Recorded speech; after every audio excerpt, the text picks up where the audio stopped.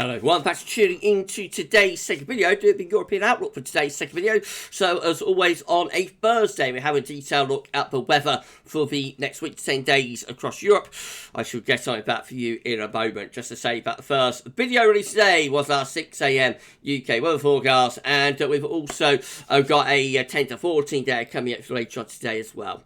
Please like, share and subscribe on all of today's videos and content, and thank you so much everybody for doing that for GavsWeatherVids. Thank you so much. Right, the situation across Europe today then. So many southern, central and eastern parts of Europe have been dominated by an area of high pressure, either a ridge or, for the eastern Europe, an area of high pressure. But we have got low pressure out across the west and the northwest Europe. Upper air temperatures looking warm as ever across most parts of Europe again today. And as far as precipitation is concerned, well, under that area of high pressure, many areas are dry. There are some exceptions. One is Ireland and western parts of Britain, where we've got some outbreaks of rain. We also have some wet weather heading into some of the western parts of Norway, just extending over towards Sweden as well. And a few heavy showers down across parts of Greece and further sort of mixed in there maybe. Otherwise, though, the emphasis is on dry weather once again today, under that high pressure and warm again away from Scandinavia,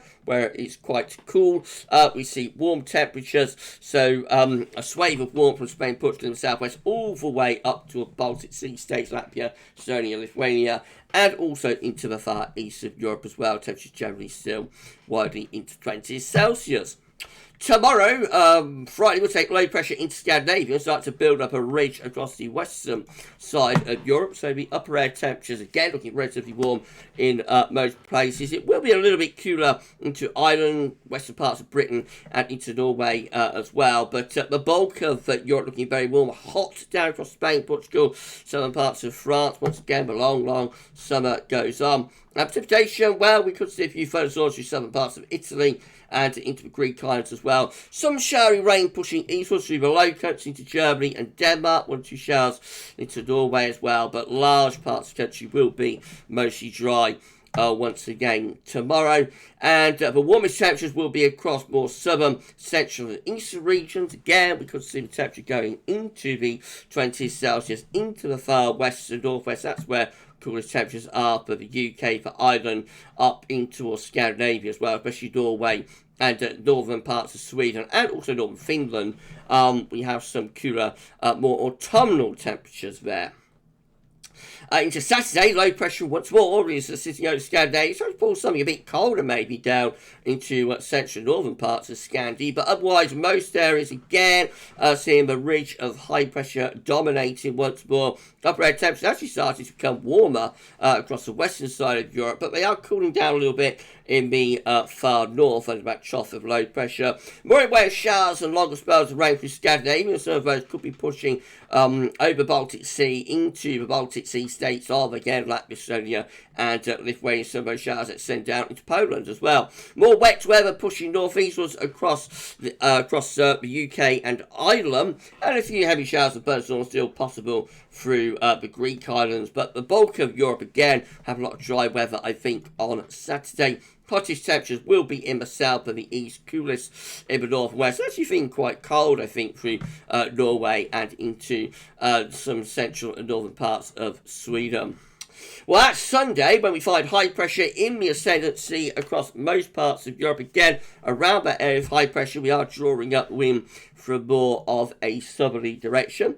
The upper air temperatures look hot through Spain and Portugal, the heat extending northwards into France as well. I mean, 20 Celsius isotherm on the 1st of October into southern parts of France, which is absolutely remarkable, really.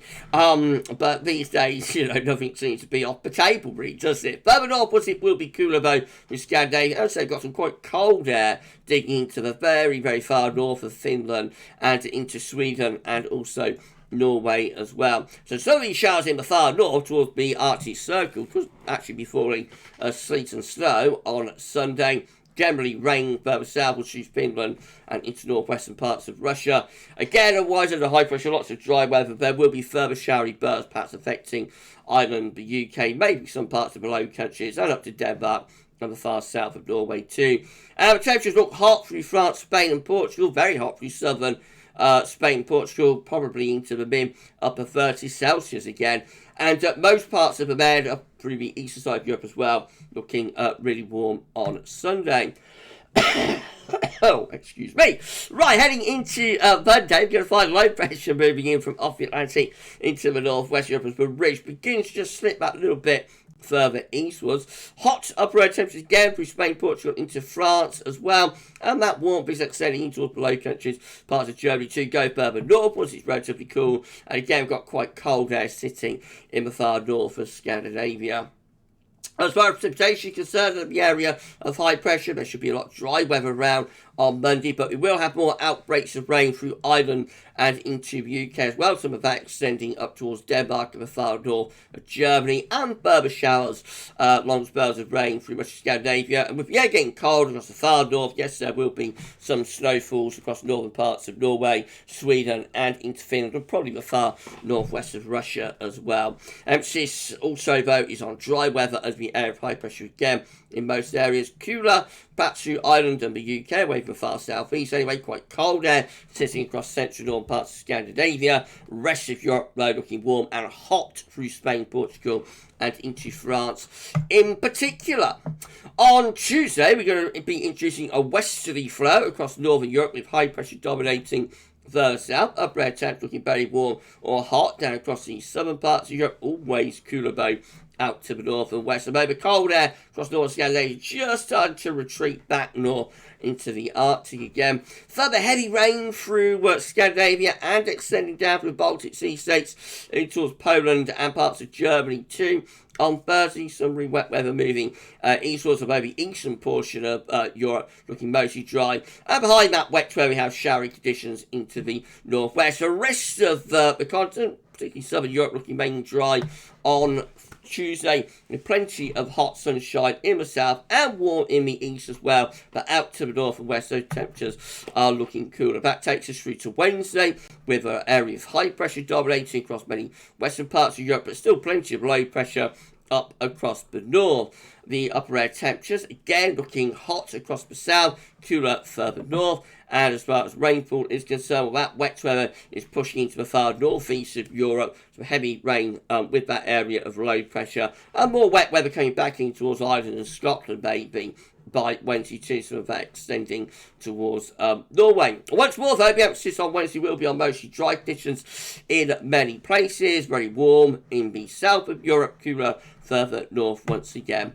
And then Thursday, we'll see a ridge of high pressure dominating from the west over to the east. To the north of that, though, will be quite unsettled and a little bit colder into parts of Scandinavia. Again, a north-south split with both upper air temperatures hot across the south of Europe, or very warm anyway, cooler further north, and cold air trickling back into the far north of Scandinavia. Once again, you'll notice further showers and longer spells of rain across Scandinavia and the northeast of Europe, and some of that will turn to snow as we get towards Arctic portions of Scandi. Otherwise, again, lots of dry weather through many areas under the area of high pressure, though we have got lots of rain gathering out in the Atlantic. Will that eventually start pushing in through the first weekend of October? We'll find out in a moment. Temperature-wise, looks quite cold across Scandinavia and the far north of Europe. Otherwise, generally warm and very warm across southern regions, hot in the far south and southwest.